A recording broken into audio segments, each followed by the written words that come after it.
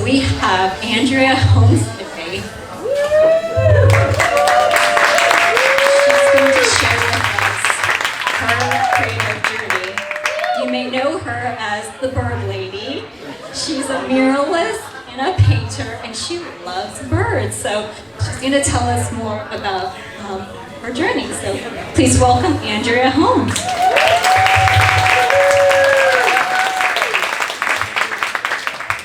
Good morning. Thank you guys for coming out and waking up so early to be here. I know it takes effort to do that. So thank you for your effort. And thank you to Vector Brewing for hosting us. And thank you to all the people who didn't know that they got to enjoy this experience this morning. A little bonus coffee lecture. So the topic was journey, and I love this topic as the artist's journey and the creative's journey. And I like to think of it a lot of times as past, present, and future, or reflection, presence, and vision. And so the creative journey, a lot of you are probably on, right? And it's just ups and downs, and it can be pretty crazy sometimes. But how I usually like to start is introducing myself. This is me, Andrea Holmes. I grew up in Plano, and I went to school at College and UTD. I thought I wanted to be a biology major, and then I worked at a vet clinic, and I did not like it. Not as much puppy playtime as I thought it would be. And so I went into the arts, and I thought, you can't make money being a traditional artist. So I'll do arts and technology. I'm gonna go work for Pixar. And then I learned really fast that Pixar only accepts the best, and I was not the best. And so I transitioned into 4 jobs at the time. And I was working in catering, which actually my old catering office is like right down the road, so it's kind of weird. And I worked as a waitress. I worked at an art gallery part-time, which I would have loved to be full-time, but I just couldn't make that happen. And I worked at Cheaters, the TV show. And so lots of fun stories and lots of creative inspiration, but not really in the art degree that I wanted, right? It was 2009, times were bad, and I couldn't find a job that was art focused. So I started taking classes at College, and thanks. And so I'll get into more of that later, but I'm a mural artist now, and I'm going to walk you through my whole journey, which I can't wait to take you on. But I wrote a book with my friend, and so on the table you'll see a card that has the information for this new book that I just wrote with my friend Beth Fields. It's about the creative journey. It's to help other artists. I love mentoring artists, and so that's a little card about the book that's coming out. And then you also have a card and an envelope. And this is to write to your future self. So I'm going to mail these to you in 6 months. And so on the card, I want you to write maybe that you are proud of yourself, or write it to your future self, or maybe you're writing it as yourself from the future and you're inspiring yourself today. So it's just a really fun exercise that I like to do. I do it at my goal workshop every year, and I just think it's kind of a nice gift to yourself, and it's going to make you cry probably. So bonus points for me if you do. So today we're going to talk about the artist's journey, reflection, presence, and vision. And I'm going to read this because I'm not good at memorizing things. So the creative's journey is a lifelong dance between reflection, presence, and vision. By looking to the past, we honor the milestones, lessons, and growth that we have shaped. Taking stock of the present invites us to celebrate where we stand, grounded in the skills and passion we've nurtured along the way. And as we look ahead, we embrace the power of intention, setting goals that align with our evolving creative dreams. This journey isn't a straight line. It's a rich tapestry of discovery, resilience, and endless possibility. So the first part is the past, right? Just walking through the past. And I think it's really, really, really, really important to look where you've come from and give yourself a bird's eye view of the things that you've accomplished. Because a lot of times we move that goal bar every time, and we never arrive at success. And so by looking at the past, you can actually say, oh, I've kind of done a lot. I accomplished quite a few things, and the things that I had said that I wanted to do, I did them. So my journey started, as I said, I was working 4 jobs, my creative spirit was dying, and I needed to figure something out. So I started taking classes at Collin College, night classes. It was like a Monday night. It was 4 hours, and I thought, 4 hours for a painting class, that's so long. Not long enough.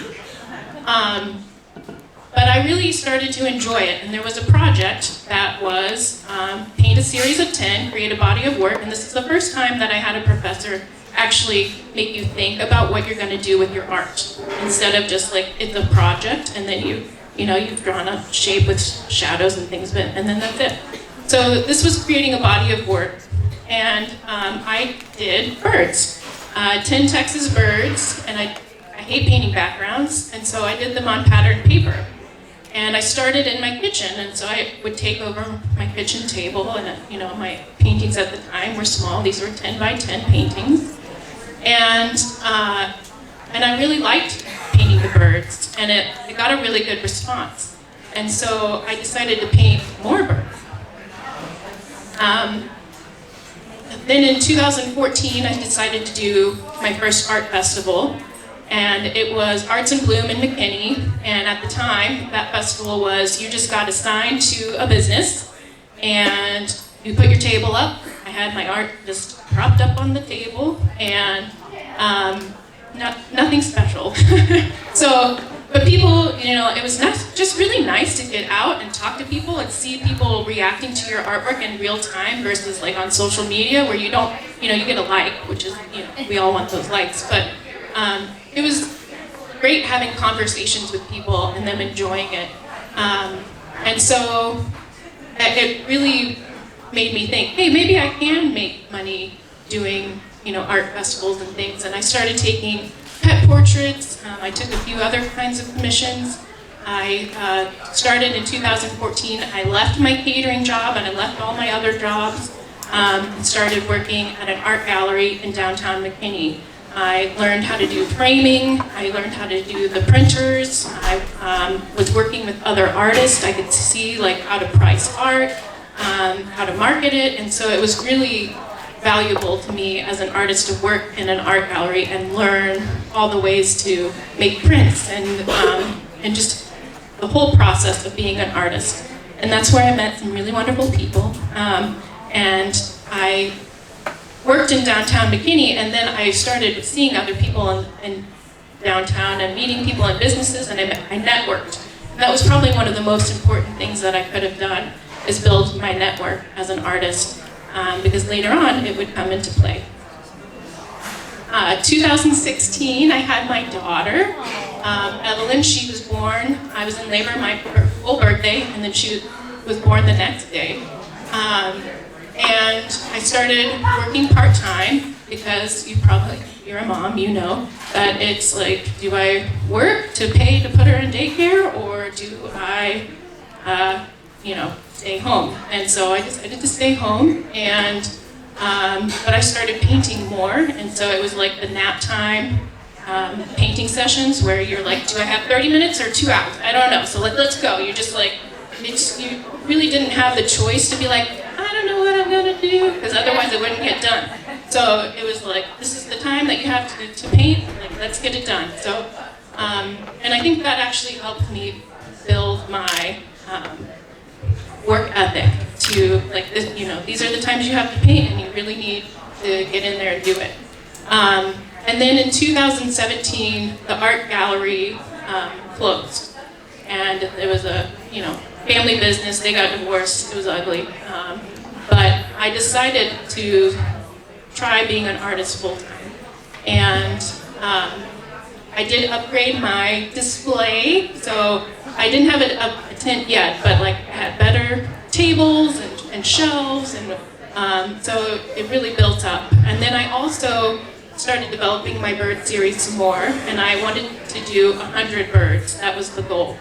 And so at Patina Green, which was one of the stores that was in downtown McKinney, they invited me to sell my work through their store, and it was great because it was also a restaurant, and it was a really popular restaurant, and so people would be waiting in line where the birds were, and so I sold quite a bit of work that way, and that's really when I began to be known as the Bird Lady.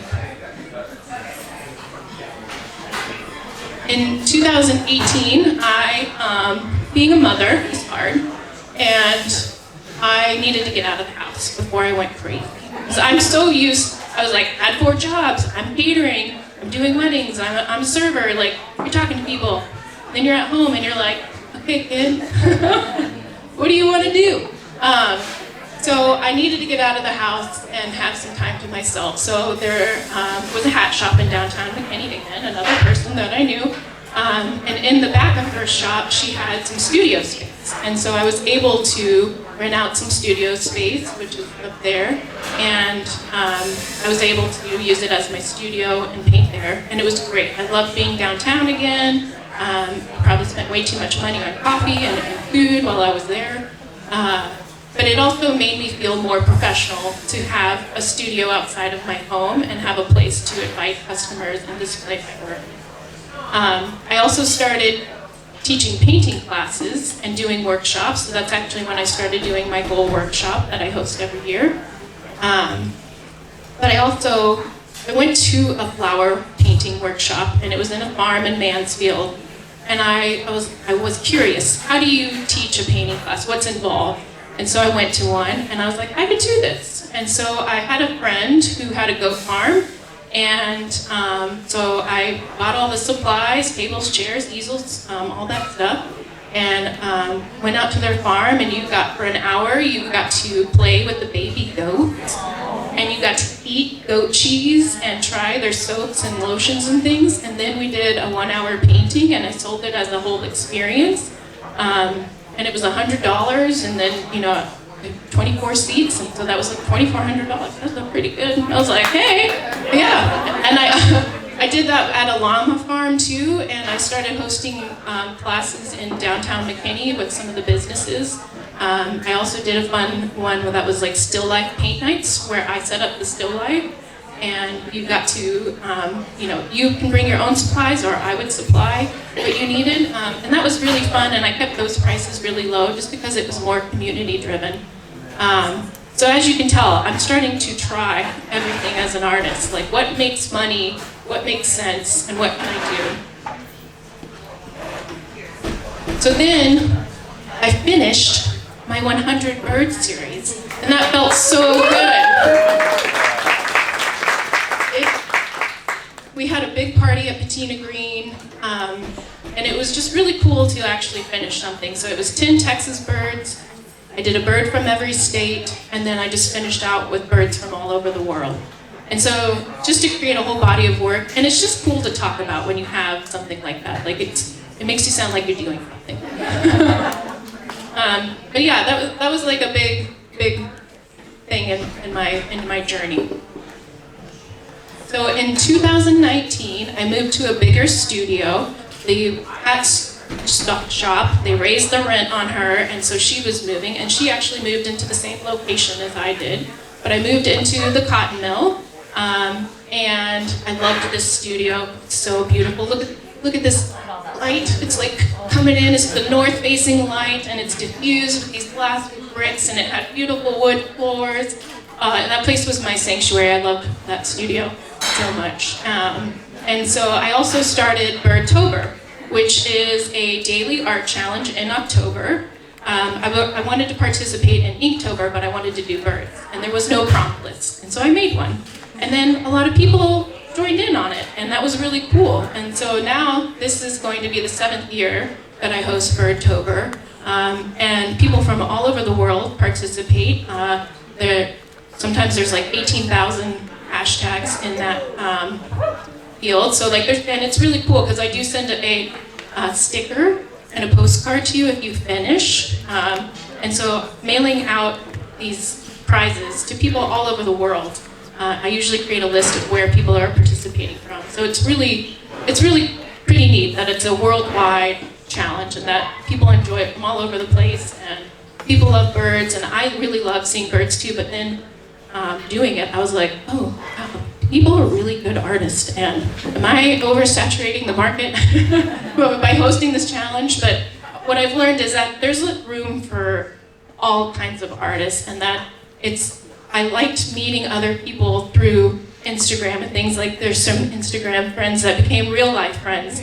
And so I think it can be a really powerful tool when you build connection through social media. And by hosting a challenge, it helps me grow by 1,000 people every year. And so that's really neat. And I'm hoping to use this for future projects. So then in 2020, I was painting a window for a place, and I'm just going to move this. I'm done. Let's see. Hold on. Sound's not working. So there's music right now. Woo! I finished my mural. So this was a 100-foot mural. And so I was painting at the store, and I did their windows, and there had been graffiti on the side of their building. And I said, hey, would you like me to take care of that? And they're like, yeah, sure. And so they had only paid for me to do 20 feet of it, but this was a 100-foot wall, and I was like, this is my chance. I'm gonna paint the whole wall, and I had not painted a mural outside like this before, and I had been wanting to do it. I didn't know how you would do it. I had been stalking other artists, just creeping on their Instagram, what tools do they use? What kind of paint, what brushes, all those things that you're just how do you make it happen? And how do you take a design that's this big and make it this big? How do you do it? And so this project really was the catalyst for me doing murals. And it gave me the opportunity to really make my mark in downtown McKinney. And then it started to snowball, which was really nice. And I started, do you want to watch it again? I started doing more and more murals, and a lot of them were with downtown businesses, which was great. People knew who I was because I had those ties to the downtown, and there were a lot of small businesses so that I could help them. But then I started working with bigger businesses like Mendocino Farms. I just worked with Starbucks recently. I'm working with cities like Anna and McKinney and Tupps Brewery, and I worked with Yingling Beer. So it was cool. They were starting to build some momentum. And each time I would learn something new, and I just love painting murals. Now I feel like I'm in the point where I'm like, this is what I should be doing. I loved the classes. I loved painting little paintings, but the murals really feel like this is where I'm supposed to be at. So 2020 through 2024, obviously some things went down during those years. But they were also some of the best years for my career. Because COVID, a lot of the businesses were closed, but I painted positive messages in their windows. And so that was really nice. And then I started doing murals, and now I have done more than 50 murals. I wrote a book with my friend. I won Partner of the Year in McKinney, which was like a kind of a big deal, and I got a cool crystal award. So, and I had a Dallas Morning News article done, and it was like the front page of the art section. And so, like, that was cool. It's like, hey, Mom, look, I'm a real person making real money. So all of those things were really great. But then the last 4 years, I will also say, have been like the hardest and probably the worst of my life. My daughter, who's 8 now, she was diagnosed with type 1 diabetes. That's been really hard. And my father passed away, and that probably was a huge catalyst for me. And just really thinking about what's important and what do I not want to put up with anymore. And so I got divorced.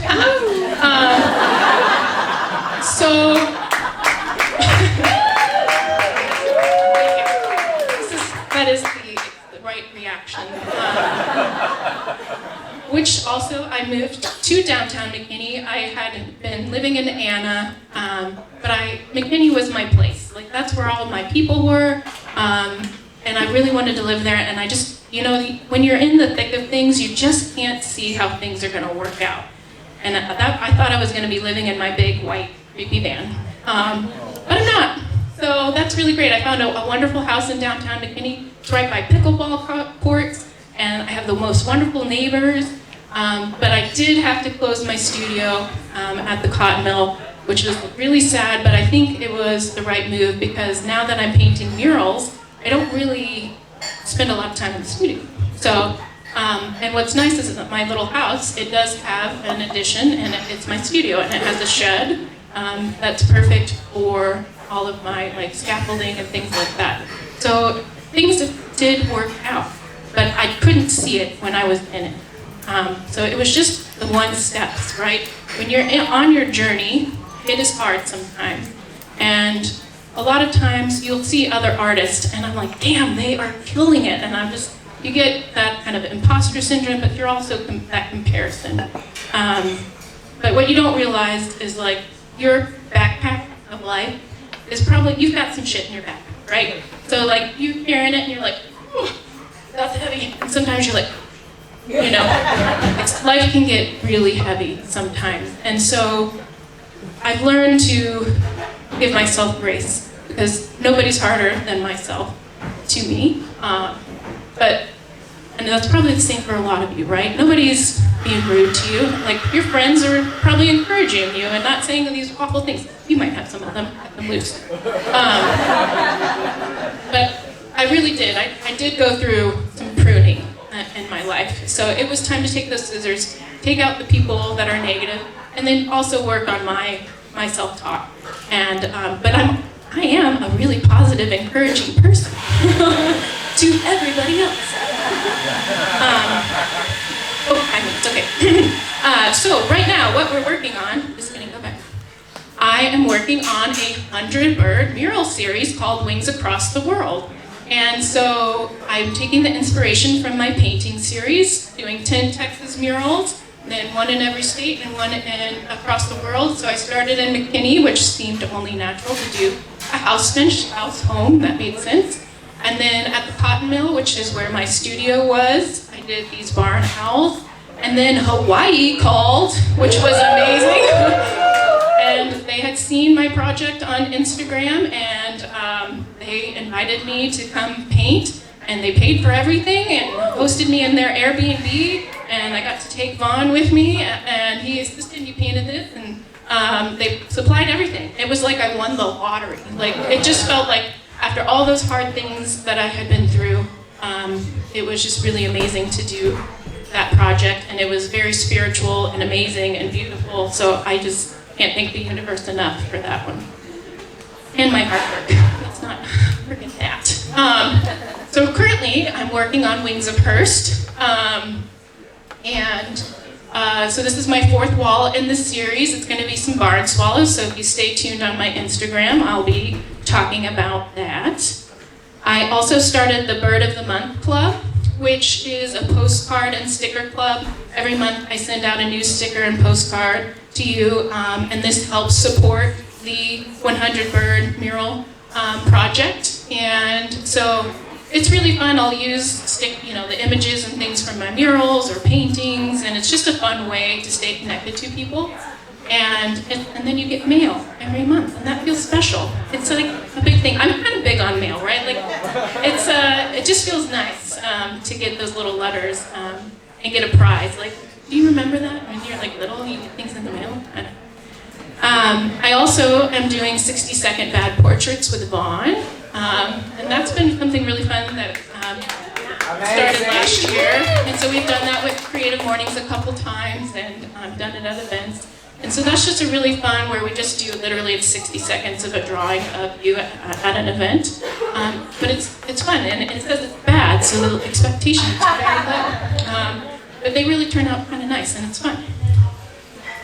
I also wrote the book, like I was telling you, The Art Makes Magic, with my friend Beth Fields. And this book, it kind of talks about the artist's journey, and it comes from our two perspectives as artists. I am a full-time artist. I went to school for art, and I had a studio outside of my home at the time of writing this book.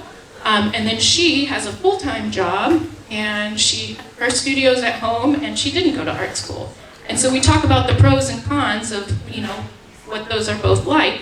And then we also give practical tips of like how to price your art, where to sell your art, like what are the different jobs that you can do, things like that. Imposter syndrome. So it was really fun writing this book and then also going through the process of getting it published. So this is the QR code for the pre-orders. It'll be coming out in March, but we're in the pre-order season where it's like, sale, sale, sale. So, yeah, so if you are creative or you know other creatives that might enjoy a book like this, and there's also cards on the table. And then, so the future, that's more of that. So the vision, the future. I have an upcoming workshop tomorrow. It's going to be at the McKinney Cotton Mill. It is free, and it is to go over goals. So we talk about what did you do in the past. We actually spend time, and we have a worksheet. Yay, worksheet! That you can fill out. Like, I like looking at my calendar and my photos, like, what did I do last year? And then you start writing them all out. And then we will set our goals, and I have a whole thing of like how to break it down and make it happen. But what's different about this year is I have 3 more workshops throughout the year, quarterly. Because we always set out those goals and we're all pumped in January, and then we're like, okay, I'm just gonna put this card and never see it again. So I think by having these quarterly check-ins, that it'll be very beneficial to stay on track for goals. But then I'm also gonna pair them with education. So in March, it'll be setting up marketing plans, and then June will just be more of a halfway checkpoint. And then in September, it's going to be getting ready for the holidays. So if you want to come, they're free, and it's tomorrow at 10 a.m. and it'll end at 11:30. And it's at the Cotton Mill. There's a coffee shop there, and all of that. So it's just really fun and a good time. And thank you for coming along on my artist journey with me. And I really enjoyed being here. I've been a member since 2018 for Creative Mornings, and so I'm very honored to be up here with you guys. And I would like to take a video of you guys before I finish, just so, just put it on my reel at the end of the year that I did this. This is cool. I feel very proud that I'm here.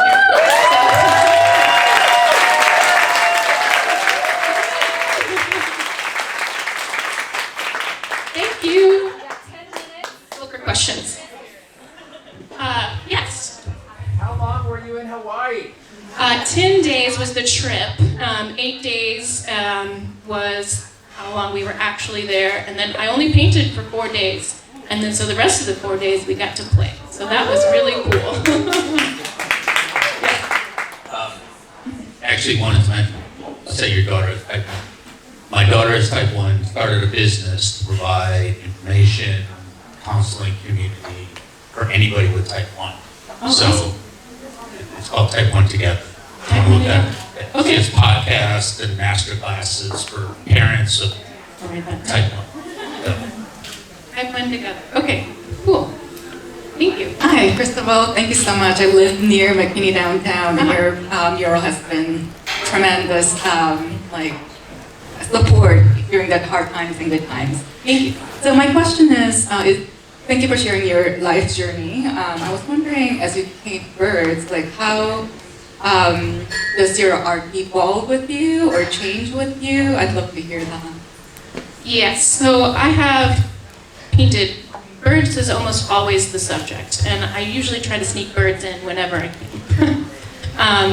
And what's nice about this 100 mural project is that that's the only ingredient that I'm supplying. And then when I work with these different businesses or different cities, that they can supply other ingredients of things that they want to see in the mural. Like Hawaii, for instance, they had a specific bird, a specific flower and tree that they wanted in the mural. But then I get to take all those ingredients and put them together and come up with something. So that's really fun. But I've also, what's nice is that my subject is birds, but I can try it in different mediums. So I've done like oil and cold wax paintings. I've done sculptures. I've done a whole bunch of things. So it's nice to have the one thing, but then you get to creatively, mold how you want to do things. And I've done watercolors too. So it's just really trying all these things. And I've even applied recently for more of a sculpture thing at the DFW airport, which I think would be really cool, like an installation of birds flying. And this past year I did Birdtober, but I painted 31 birds on businesses in downtown McKinney. And so I painted, life-size birds on 31 buildings, which was really cool. And to even just get 31 businesses to agree and sign off and do all of that was quite a feat. But so it's really, I can do it on anything and change the project. And I won't get bored, even though I'm just doing the same subject. I can just do it in so many different ways. And birds are so diverse and different, and they do weird things, which I love. And I love when people come up to me and they'll be like, hey, have you heard about this bird? And I'm like, oh, no, tell me more. So I do geek out on birds too. So my house is full of bird art, and I appreciate it just as much as I make it. Hi, thank you so much for sharing everything. I'm a creative, obviously, we're all here, but I have a great friend who is a visual artist, and I'm wondering, what was the support that you got from the people in your community to help you and encourage you in this way? Because for her, she's like, there's a lot of change that's happening in her life. We're just trying to figure out where she's wanting to go creatively. And I want to be able to support her. So what was the support that you got that really helped to propel you into starting your own career in business? I think working in the art galleries really helped, because I learned, how to build a body of work, how to price things, how to market things. So that was a big thing for me. Doing the art festivals, getting that one-on time with customers, getting that real feedback. And then also the communities that I've had. In McKinney, there's a creative group, and then I started managing that. And so just being connected to other artists that are like-minded, or even just creating an accountability partner or somebody that's going through it with you and that you can learn together can really help. But podcast, YouTube, I stalk people on Instagram and just see what they're doing, or even just reaching out to another artist and saying, hey, can I buy you coffee? You mentioned working with Starbucks. Is there a local shop where we can see your work, or was it something else? The Starbucks story is a little sad story. I was just going to play it off that I was cool and worked for Starbucks, which I did get a paycheck from Starbucks, and it was really nice in the designs. But then they came back. They have this arts program, which I've been wanting to be a part of for a really long time. And they reached out to me, and I started a project with them, and they paid me for designs. And then they came back and said that there has been changes in their leadership, and that they're putting a pause on the project. So it's on hold right now, and I don't know if it will happen. And so that was kind of a huge punch to the gut, because I was like, I'm cool, I'm working for Starbucks. And then it's like, oh, just kidding. No, that didn't happen. No, you can't see it anymore. So that's hard when things like that happen. But other opportunities happen. I still got a paycheck from Starbucks, so I can still say it, right? Okay. So, yeah. 5 more minutes. Questions. Hi, so I'm like you. I'm like everybody's biggest cheerleader, super positive with everybody, but I'm also like my own villain, very hard on myself. So what are things that you do whenever you start being really hard on yourself and getting in your head? Yes, good. So spending time with friends and talking to them about what's going on. And I swear, every time you just get it out there, what you are thinking or what's going on in your life, it just seems to dissolve. A good therapist is amazing. I actually had the foresight to have a therapist before my life went crazy, and so I was very glad to have her. And so it's having that support system is really wonderful. And exercising, getting outside. I know they say that all the time, and we're like, no, that can't be the answer. But it does help. And just if you're getting into a funk and you're getting into the deep dark hole of that muddy pit, then just reach out to people, which seems like it's everything that you don't want to do. But getting out of your house is probably the best thing that you can do when you're in that funk. Valuable advice or advices that you didn't give? Oh, what have I been given? That's a really deep question. And I don't know if this has been given to me, but it has been learned. And that persistence is key. A lot of times you'll reach out to somebody with a project and you won't hear back.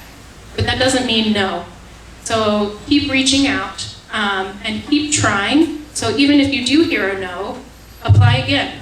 If it was a grant that you applied for, apply again, or try a different way, or come back later, because I've had businesses where I reached out about doing a mural for them and they were like, no, not right now. And then I noticed that a mural doesn't happen. And then I'm like, hey, I know that you were talking about doing that, are you still interested? And they're like, oh yeah, I do actually need you. So persistence is key, don't give up, be stubborn. is probably the best advice that I can give as an artist, because it is a journey. It's not a destination. You keep walking through it. So really just keep at it, be persistent, be annoying if you have to. You'll probably feel like you're being annoying, but you're not. People's lives get busy. So that, just make art and be persistent. One more question. What would you say about finding a balance or the interplay between creating art for your own pleasure and expression, and then creating art that you think will sell or you think other people will like? And this might be for, like in the beginning, before you have people come to you for commissions. Yeah. For me, a lot of my business is commission. I would almost say 100%. And so I really don't get to paint for myself except for during Birdtober. And so I think personal projects are really important, because like with my other jobs and having that creative spirit die, it does happen. And you can get burnt out. And so yeah, I'm even at the point now, I started taking ceramics because I needed a creative outlet, because painting is now my job. So it's like, you just have to have those things where there's not a client telling you to change things. There's no pressure, and you can play and explore. And I can be really bad at that, like I'm terrible at sketchbooks. He knows. I want a sketchbook so bad, but I'm like, well, if it's not making money, it's a waste of time. So, and that's not a good way to think about things. But having personal passion projects is great, and that's really what this 100 Bird project is. I was like, as much as I love painting tractors or trains and things for other people and for their business, and I like money, I was like, how do these other artists get to paint their designs and what they want to do? And this is how I figured out to do it. And so I get to paint birds, and that's what I want to do. But always have a little bit for yourself. Keep that creative spirit alive by having, other hobbies, other projects, other things that you can do for yourself.